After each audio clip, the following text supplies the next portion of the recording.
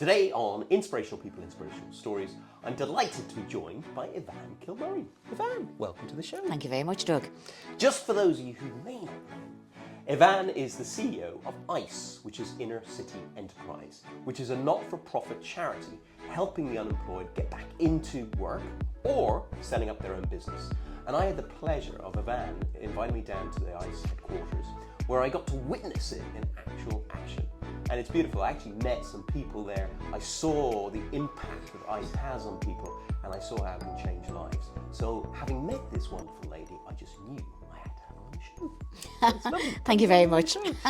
Well, Very I mean, flattered. you've had such an amazing career as well, because you started as an RT researcher, you were a playwright and got your stuff published, you were an author, and then you've sat on various different boards. But what made you go towards ICE and set the ICE up in terms of the inner city enterprise to be able to help people?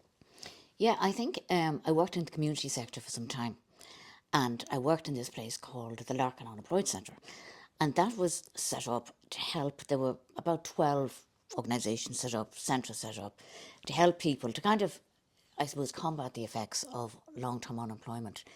And when I was there, I mean, weirdly enough, I was women's officer. And here's me with the Masters in Politics saying, Jesus, I'm here now in the middle of the North Strand Road and I'm the women's officer. But I was also co-editor of a magazine that we had called The Brew, which was wonderful, great fun, basically like writing a social version of the Phoenix. And strangely enough, people, during the course of my time there, I was there for a few years, people were coming in and saying, on the off chance every now and again, how would we get a business off the ground, Evanne? And at the time, I just thought, well, I don't know, I said, because there's actually nothing set up to do that sort of thing. And the area that we're working in, I've always really worked in the inner city. And it's a tough area, and there's always much higher levels of unemployment, deprivation, youth unemployment, although I think this is a national stat, is always twice the level. So then I just decided, let's do something about it. And I set it up originally with two other guys. One of them I had been in college with, great guy, we did our masters together. And he then went off and joined the civil service. And the other guy went off to do something else. So I was really left getting it off the ground. That's how it all started. Wow. And before the community stuff that you did, if I look back at your career, you obviously were working in RT and everything like that. Was there kind of like a sliding door moment where something changed in your life that made you decide, okay, I really want to give back and help others in some way or form? Do you know the interesting thing? When I worked in RT, I liked RT, but I actually found it made me very cynical. Mm-hmm. I just felt, it was just, I think, the whole environment. And I was working in current affairs, and I just thought, I don't think this is really me. And interestingly enough, I went up to Belfast, and my older sister, she is one of the founders of the Northern Ireland Women's Coalition, and she'd been working up there in that whole social justice area for several years. And, you know, we were talking one night over a glass of wine, and I said, I'm thinking now really about going into either social work or community work. And I remember Avla saying, don't go into social work, it's more of a state police kind of thing, go into community work. That made me think, yeah, I think that's exactly where I'll go. But a long time before that, I have a twin brother, mm-hmm. and he's now actually a priest in Spain. And he, as a very small child, he was very badly bullied in school. And ever since that, Doug, I always felt, I was horrified when I found out. But it made me aware that there's unfairness in the world. It was at a very young age, I think I realised, this is awful, I want to write this. Now, obviously I couldn't because he was in a boys' school, mm-hmm. So there was nothing I could do. But myself and my twin are very close. Mm-hmm. But it made me, I think it started me on my kind of almost, I remember a lecturer saying to me, it's like you've got a missionary zeal to do something, to get out there. And I suppose it made me think, I actually want to go and do something in life. And try, for me, I suppose, if I had a motto, it's always been about trying to level the playing pitch and just try to make things better for the people as well. I love that. I always say that the greatest gift you can give to yourself is giving to others, and obviously you do a lot of that. Does it give you real kind of contentment in the heart when you see the change that you're implementing in people's lives? It does. Yeah. It does. I mean, I have to say, yeah, the giving back to me is really about trying to help people. You know, in our instances, it's getting people off the unemployment benefits and really trying to move them forward. You know, give them hope. You know, my staff laugh when I say it, but it is about helping them fulfill their dreams. And, you know, somebody has a passion to get something off the ground, a business off the ground. That's really where I love getting involved and trying to make things happen and make things, maybe trying to smooth out some of the obstacles in their way in that. I've been very lucky with all of my boards over the years. I've just been very lucky with my boards, especially my chair people. And I've just had a very, very good relationship with them. My current chair is Vincent Crowley, former CEO of Independent News and Media. An amazing guy. Brian Wickham before that from the Bank of Ireland. I've had some excellent chairs. And that's a huge help as well, Doug. Yeah. I suspect that the connections that he brings has helped maybe with funding. Hugely. Yeah. Hugely. Also, you know, I've had chairs that they're very wise people. And I suppose I'm very enthusiastic by nature.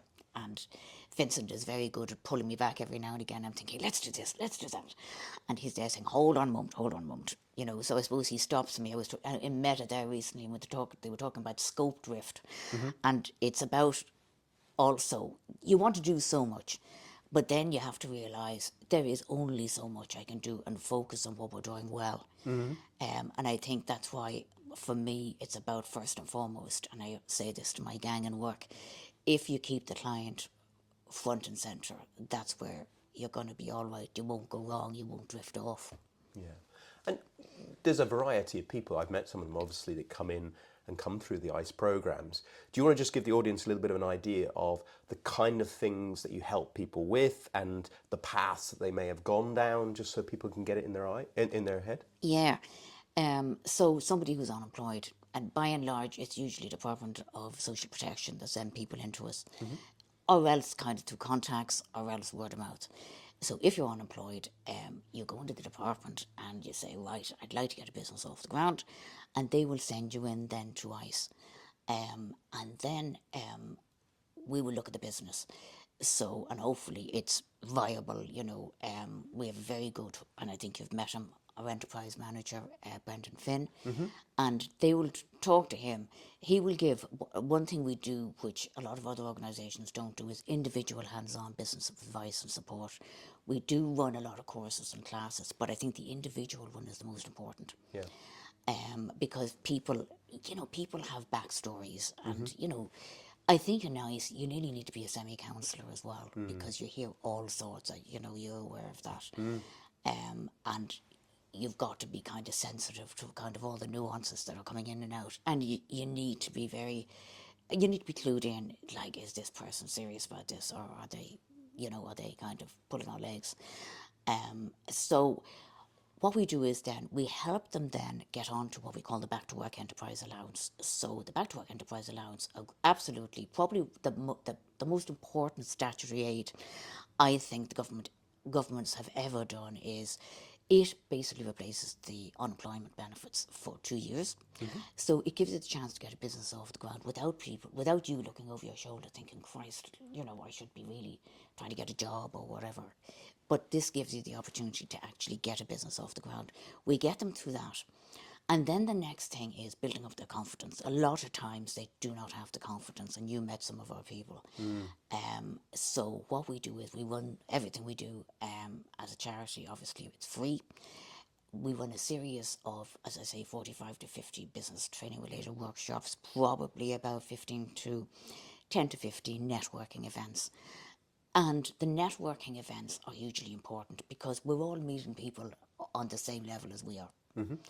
So there's no point in introducing these people first off to big corporates, because the corporates are such a different level. Yeah. They want to meet people that are on their own level. And I think that's hugely important. And then what we do is we try to, within the networking events, we try to introduce them to different contacts, different connections. We do have excellent sponsors, largely blue chip companies. So we try to introduce them and try to get business opportunities sorted out. And I mean, that actually works quite well within all our networking events. Yeah, I love that. And you adhered to it there. I met some of the people there. Yeah. One in particular, which I ended up meeting randomly there, and ended up helping and mentoring. And it seems like she's turning her life around, which is lovely. Brilliant. Is there any kind of, if you look back now, I'm sure there's a lot of stories that would really touch people's hearts in terms of the change, or it kind of gives you goosebumps in terms of when you think about it. Is there any in particular that you could share with the audience that you really kind of like, you felt was really touching? Well, there's one in particular, I was just talking to her earlier this morning, so she's in my mind, Eileen McHugh. And Eileen McHugh is a social enterprise, and she's put together this fabulous social enterprise called Hair Together. And she, and she won't mind me saying this because she says it all the time herself, she was really effectively a drug user until about 29. And she then just gave it up and turned her life around. Whatever it was just made her say, no, I've had enough of this, I want to turn my life around. And she's got this superb social enterprise off the ground now.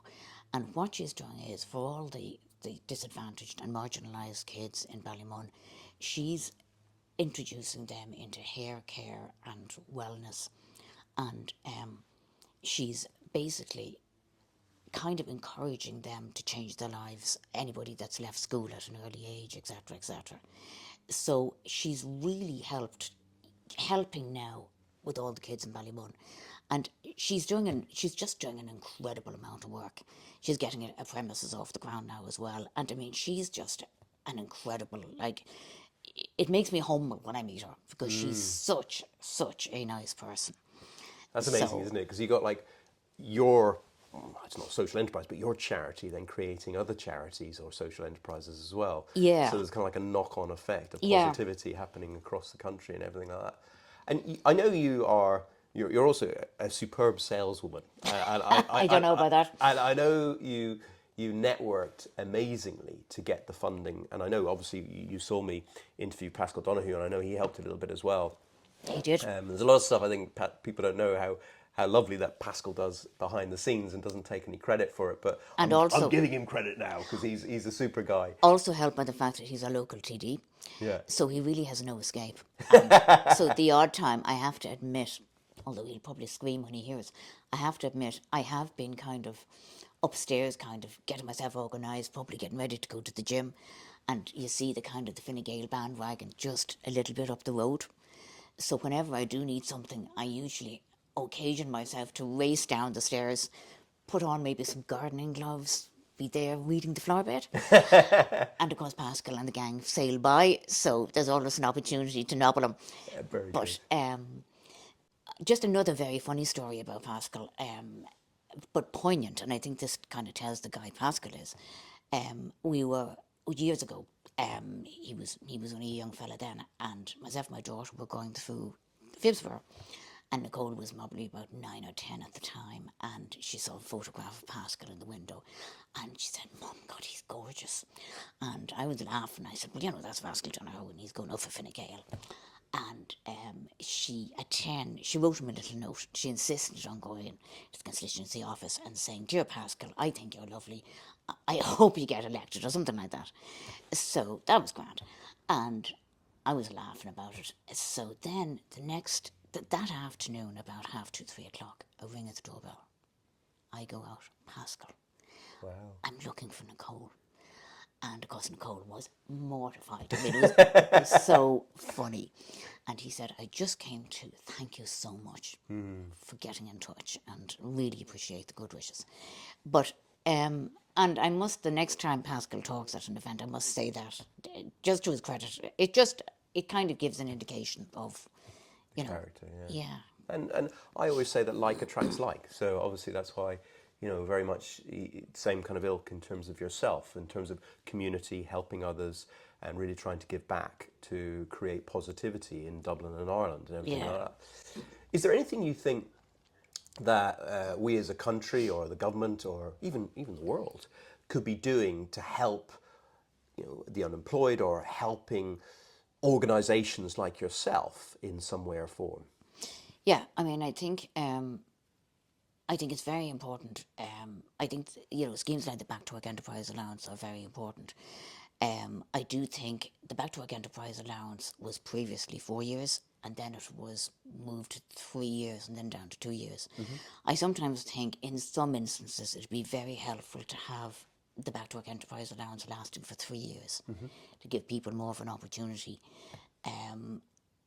It is tough. I mean, when, you know, I see people, you know, like, and I often have to say to my own board, look, guys, we're helping people get business off the ground. They're on €238 a week. Could you, any of you, do that? And of course, I say no.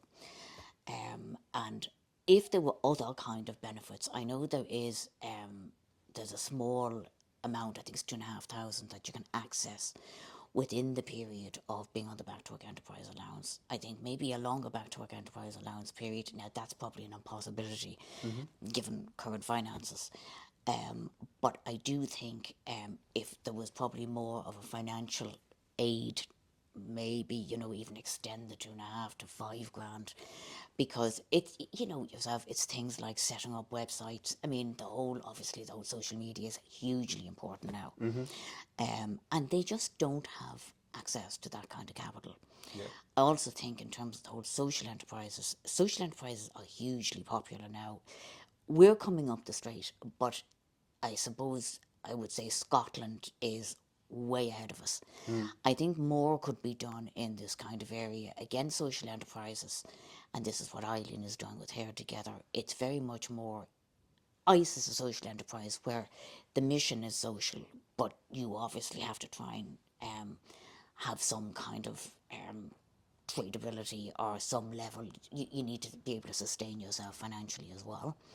And I think if there were more supports around that, I think social enterprise, now that the department, the DRCD, I have to say my favourite department, which it is, they've been a huge game changer in terms of the overall government scenario, in terms of the community and voluntary sector, and in terms of social enterprise. But I do feel there's a lot more that could be done. I think we need much more interaction with, we should be having national social enterprise conferences. We need to focus too on, and I know that the shared initiative in the Department of Taoiseach does this to a certain extent. I think we need to focus more on our northern cousins and also Europe. I mean, I've been at a couple of international conferences and there's been very few Irish there, and I think that's such a pity.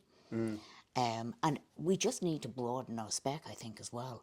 Ireland is doing a lot of good in terms of the whole social enterprise area, but I think we need to be much broader. And I think there's a lot more that could be done. For example, ICE, and we run the Dublin City Social Enterprise Awards on behalf of Dublin City Council.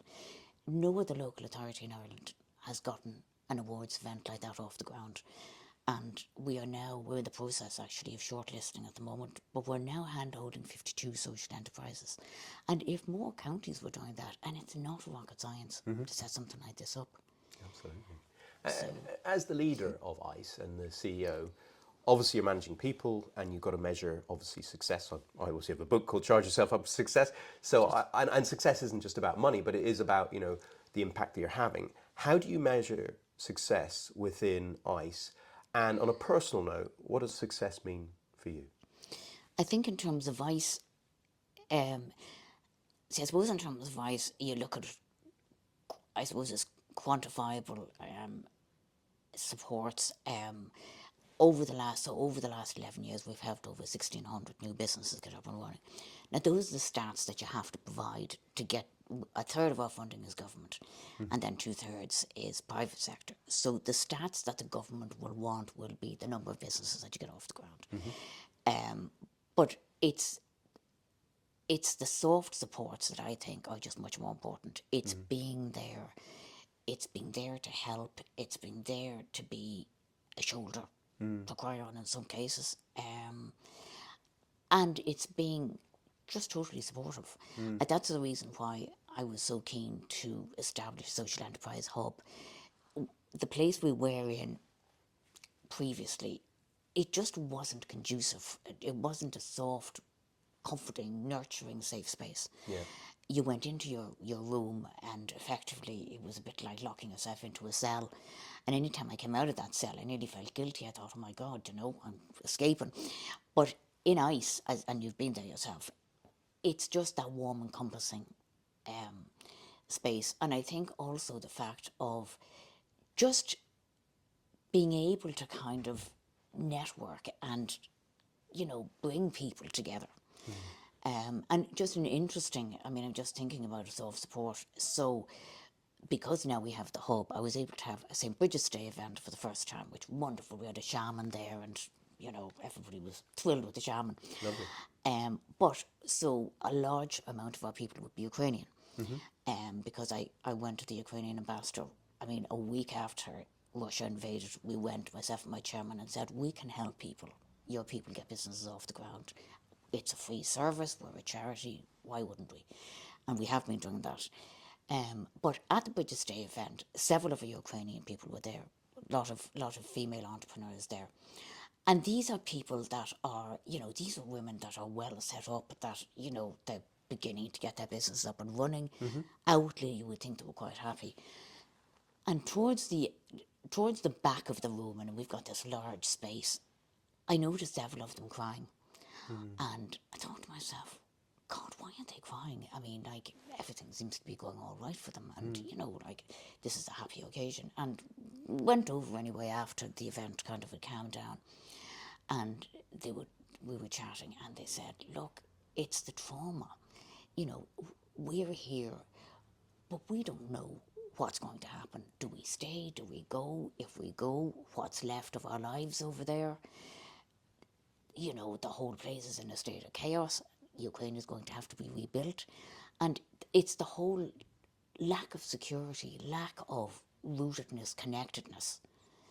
And I thought to myself, God, you don't think about that. You think, and sometimes, I have to take a step back and think, say, for example, with the Ukrainian community, well, look, it's one thing helping them get businesses off the ground, but then it's another thing looking at the overall circumstances that they're involved with and that they have to come to terms with. Yeah. And that leads me on to my next question, is about mental health. You mentioned earlier on about, you almost need to be a counsellor as well. Yeah. How do you manage these people who obviously have gone through drug abuse or whatever it is, so they have mental health problems? How do you manage that? Because I always say, money's in exchange for energy, and emotions can come in, emotion, and hinder people being successful. So is there a part of ICE where you support people on a mental health route as well as a business route along the way? No, not so much a mental health route. Now, mind you, we did do a 2-day mental health awareness, and we probably need to do that again. So that does bring you into... That was very, very good, actually, because it was a really intensive 2-day session. And it brought you through kind of some of the different kind of, depressed, paranoid state, just what kind of states people might be in. But I think through my life, I've met so many different people. And, and I've met plenty of people that, would have kind of been depressed along the way. And including, in fact, myself, I got a bit depressed at the end of 2017. There was a whole range of things going on, but got myself out of it fairly quickly. But it did make me think and make me much more, I suppose, aware and empathetic to other people. I think if you have any kind of hiccups yourself, and, everybody puts on a glossy kind of hue, but life is never a bed of roses at the end of the day. And the thing with social media, it's all about, the good moments. Yeah. The glossy moments. Yeah. But I think as you go through life, different kind of hurdles come up and that. So that makes you more aware. And funnily enough, all of my team are they're very aware of people with the different issues, and they're just very empathetic. I'm very lucky. I've got a very empathetic team. That's lovely. And weirdly enough, my financial controller is also a full-time counsellor in her spare time, which makes me laugh. Well, in her other life, I should say. I mean, finance on one level and then her counselling. Lovely. So every now and again, when she won't let me spend a few bob that I want to spend on maybe something for the hub, I said, now, Geraldine, you have to think about your counselling side, you know, and how do I feel now that you're not letting me spend the money? So she always begins laughing, you know. But I often think that's a bit of a conflict, the counselling and then the financial thing as well, you know. And so you mentioned, and everybody out there has some point where they're a little bit depressed, a little bit down. There's nobody out there, whether they're multi-millionaire, because I've dealt with them, I helped them, and then the guys with no money. So everybody has their own crap, shall we say, going on. Exactly. And that's fine. But I'd love to know, I mean, obviously you said in 2017, you managed to get yourself out of that. What tips would you give people in terms of that helped you in terms of getting out of that state of depression? I definitely think you have to acknowledge it yourself. I mean, I'm, you know, always kind of the one that I suppose you'd keep a good outward face on things. And you have to come to that self-realisation, actually, hey, you know, I don't feel as good as I really feel I should. And I'm very lucky, I have a very good circle, a very tight circle of friends. Guys and girls, all really from college. I even have a few school friends left along the way. But the college mates, I think it's great to have people that go way back. And a lot of people, just from the earlier days, that they know you. And they can say to your dog, other people won't say, you know, relatively recent acquaintance, we're not going to say, listen, I think you're a bit down. But these guys and gals do know me, and you know, they don't take any nonsense either. They say, look at Evanne, you know.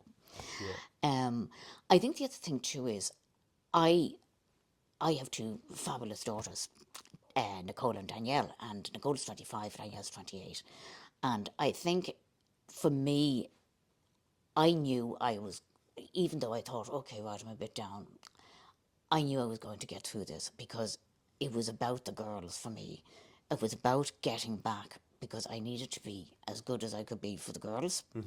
And also from my job as well, for ICE. I mean, if you like, ICE is, you know, a bit like my third child, I guess. Although my two daughters do say that the two cats that we have, these two Maine Coons, Gatsby and Caesar, are the four-legged children that get more attention than anybody. But that's not. I saw. That's not true at all. That's lovely. And you know, I know in terms of what you're doing now, you've got a lot of experience and you've helped a lot of people. What kind of advice would you give to somebody who's got the odds stacked against them that really want to turn their life around, building a business and doing now what you've helped other people do? I think I always say, so people that come into us, they have that spark, I think, mostly. But there's a fear of failure. And I think, you know, for me, look, failure isn't at the end of the world. You know, you fail, you get up again, you try it again. I think the most important thing is to keep that hope alive. Emily Dixon has a lovely poem called Hope, which I love. And I think you've got to try and keep that flame within you alive because there is so much out there that can wear you down. And I think it's trying to keep a positive side on things as well and really do your best. I know it sounds a bit banal to say network, but the more you get out there and you meet people, you tend to find that people will empathise with you. I think I think the Irish like somebody that's made it good, that's actually come up from the ashes. And I think that's so important, that you keep trying. Trying is everything, and motivation. And also that you're just, you know, I'm actually, my staff call me, jokingly, they call me the ambusher, because I'm always out there looking for funding, because I have to raise the guts of 150, 60,000 for ICE, myself and my board. So jokingly, they call me the ambusher. But I think you need to be on that kind of level that you've got to be determined.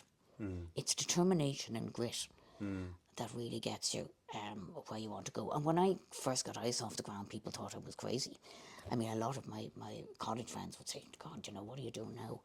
And how are you going to get unemployed people to get their own jobs, their own businesses off the ground? But I just had this feeling, look, this can be done. So let's give it a go. And let's work ways around it. I think being strategic, thinking about how can I do it? And also time to think as well. I think if you have time to think, I sometimes think I don't have enough time to think, Doug, you know, and I'd like to get a bit more time. But look, it's difficult. Life is very busy. Yeah. And you know, I always see you as like an angel in terms of helping so many people. I'm a very low-flying angel, it must be said.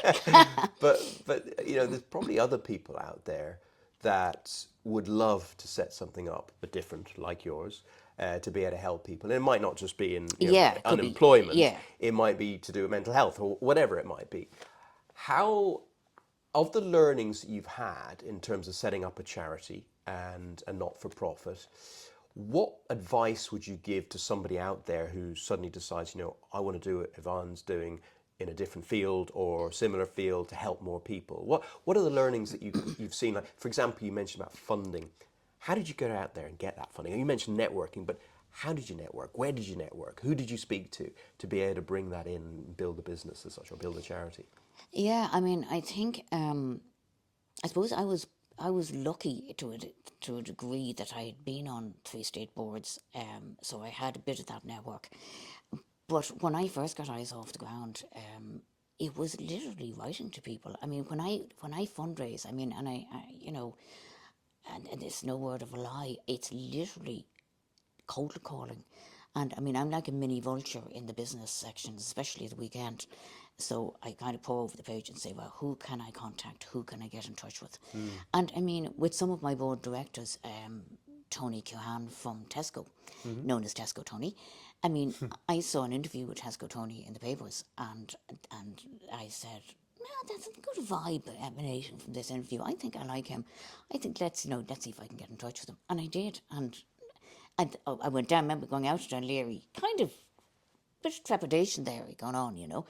And I went into him, great guy.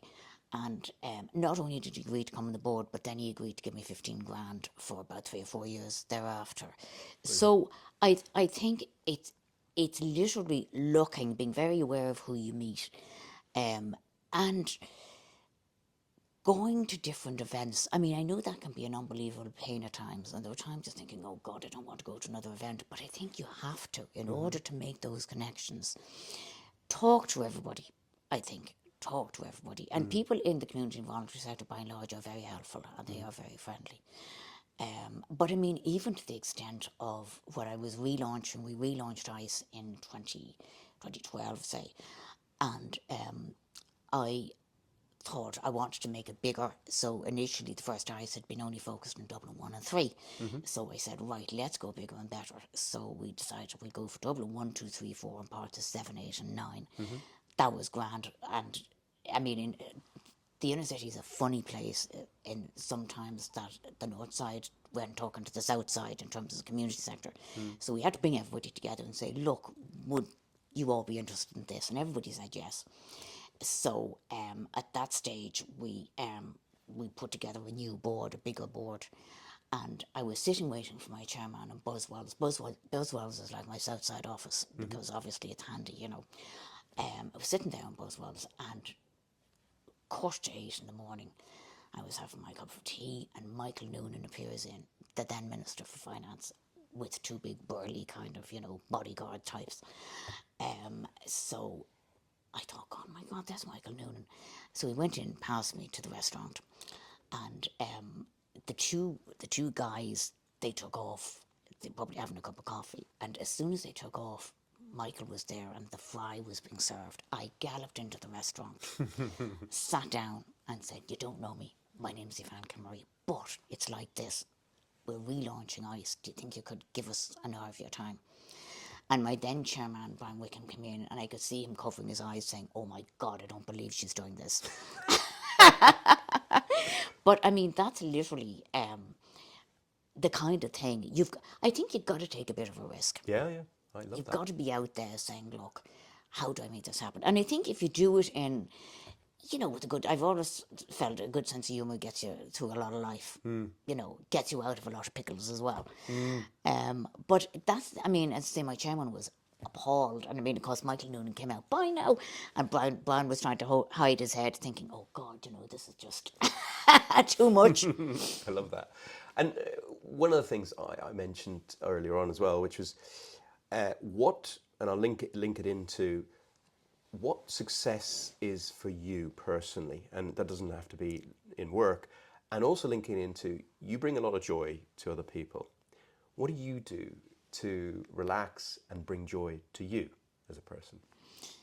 I suppose success for me means, I remember when Dad was dying. Dad was a wonderful bank manager, but I remember, and very, very friendly kind of guy. But I remember when he was dying, I was there, and he said to me, "Van," he said, "try to live your life with as few regrets as possible." I remember thinking, that really rung a bell for me, Doug, because I was close to my dad, close to both my parents. And success for me is being able to look myself in the mirror and say, "Look, right, I messed up there, I did this, I did that, maybe I shouldn't have done. But overall, I'm happy with where I'm at. I'm happy with what I'm doing. I don't want to look back later on and regret that I didn't do different things along the way." And quite a lot of my friends and a lot of acquaintances now are within the corporate sector, but a lot of them have left the corporate sector. They've got disenchanted, they've got disillusioned. They feel they've put their time in, but where are they? Are they just cogs in a wheel? Is there not something more they could be doing? And making something happen. In terms of myself, I love music. I do love writing, but the trouble is, I haven't got much chance at the moment. The only thing I'm writing is goddamn funding proposals, which of course is a bit of a pain. Not exactly the creative style that I envisage. And my chairman has to keep a check on me when I'm writing the minutes, that I don't get too flowery in the process. But writing, reading, working out. I actually go to the gym a couple of times a week. I think that's a very good way of dealing with stress. I think you need something to deal with stress. Like my own time, at the weekends I'll go for walks, but usually by myself, just to get that headspace. Because you meet so many people during the week, you need that. I think you need time. I need time to myself. And I think that's really good for people as well. I think success is also being able to be by yourself, not feeling the frenetic kind of, roller coaster that you have to be doing something every minute of the day, that you're content with yourself. Now, of course, I'm never going to be totally content. There's always going to be other things I'll be thinking, I should be doing this, maybe I should be doing that. I love travel. I love travel as well. But it's those things, and I do have, two fantastic daughters, and I have two very good brothers and a sister. Don't always get on, obviously, but we are quite close overall. And so that's very helpful. I think what I realised, having met you a few times now, that you have a kind of like a very high frequency, almost gratitude for what you do and the people you help.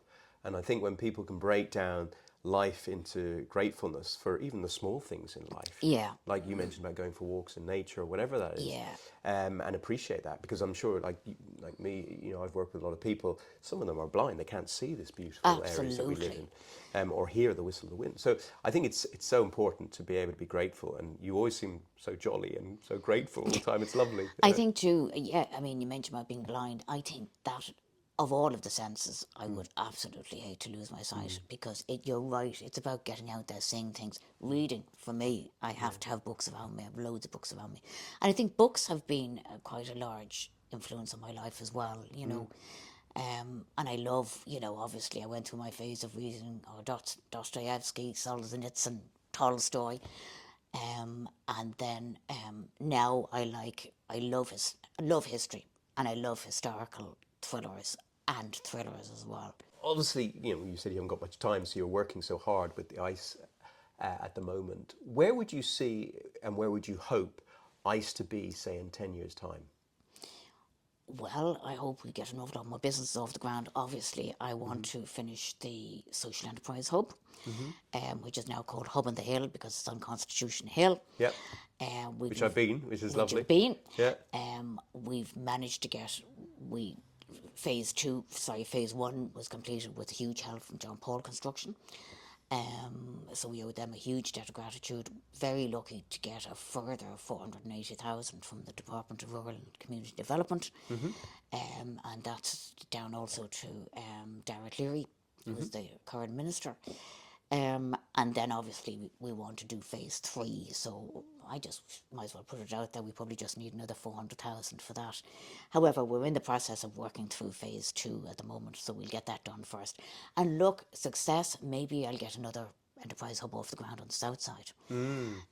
However, the board don't want to hear that. They're saying, will you ever focus on the first one and stop thinking about anything else coming down the line? I mean, we'll always do innovative things. You know, we're helping a lot of refugee and asylum seekers. We're helping people from direct provision centres.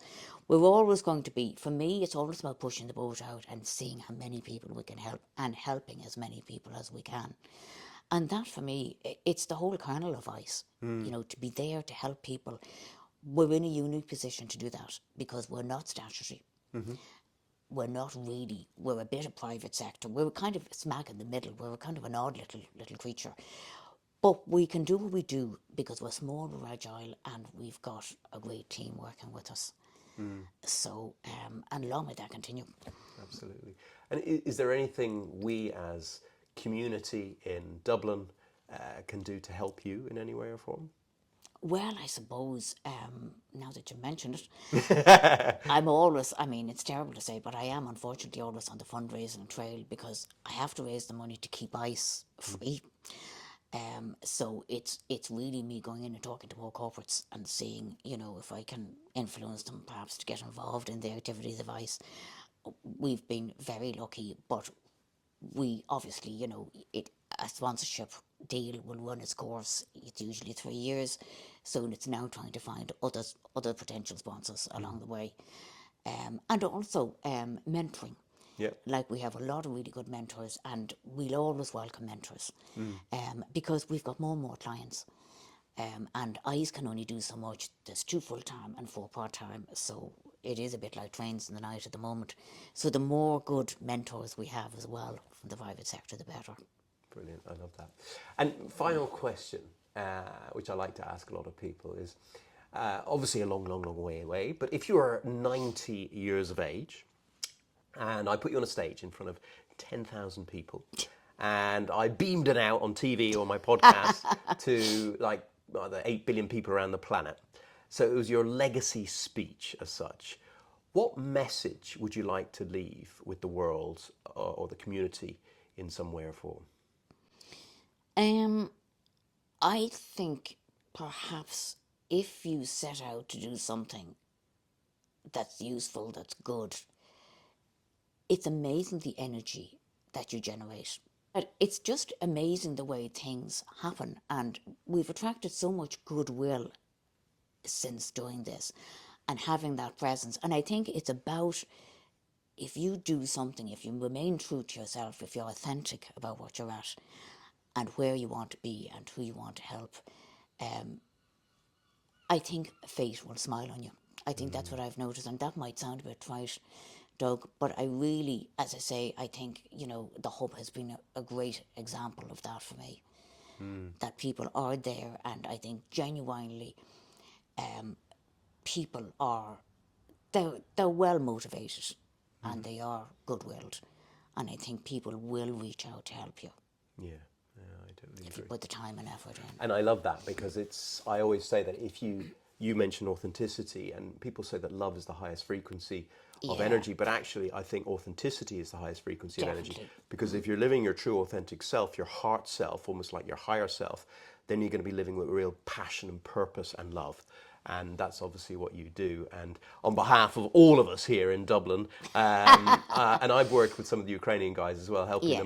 them, I would say from all of them, big thank you to you for what you do. So I wish you so much success going forward in everything you do, Evanne. And I'm so grateful Thank for you so coming much. on here as well. And I'm grateful for your time and effort. I feel a bit of a fraud, to be honest, but Not at all. I know what you do, so you certainly are not. So no, a massive, from my heart, on behalf of all of Dublin, to your heart, thank you so much. thank you. Much appreciated. Thank you. Ladies and gentlemen, that's it. You've been listening to Evanne Kilmurray on Inspirational People, Inspirational Stories. I'll be back next week with another inspirational guest. In the meantime, if you need to get in touch, please contact me at doug@dougdgordon.com. From all of us here in the team of the show, I wish you a truly inspirational week and look forward to seeing you next time. Bye for now.